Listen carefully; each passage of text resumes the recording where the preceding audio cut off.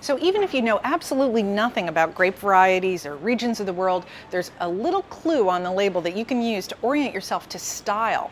It's something that is hard to see on a restaurant wine list, but when you're shopping in retail, it's right on the label. I'm talking about the alcohol content. Alcohol content is a required feature of labels. It has to be present, although sometimes it's not this prominent. Sometimes you have to dig around and look in the small print. But alcohol content can tell you a heck of a lot about wine style. Think of the middle of the road, the normal wine style, as being about 13 to 13.5% alcohol. At that level, wines are what we think of as being medium bodied, meaning that they have the mid-range normal richness and texture that we get from a rough alcohol content around 13, 13.5. The lower the alcohol content is below 13, in general, the lighter bodied we can assume a wine will be. And when it's lighter bodied, it's almost always also more acidic, more fresh, served very young. Think about the tartness of Granny Smith apples. That's something that we associate with light bodied styles of wine. They're almost always white or pink, and sometimes even sparkling styles, but they tend to be refreshing, brisk, and perfect for uncooked foods like salads, ceviches, and so on. When we start getting into higher alcohol contents, like for example here, this Albarino at 13%, we know we're getting a wine that has developed a little bit more flavor and richness on the vine, because alcohol content is created by sunshine.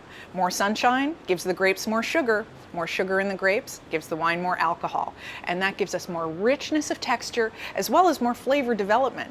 Here we know that we have something that has a little bit more substance, a little bit more heft, and can handle cooked foods, even working into things like roasted chicken or fried shrimp.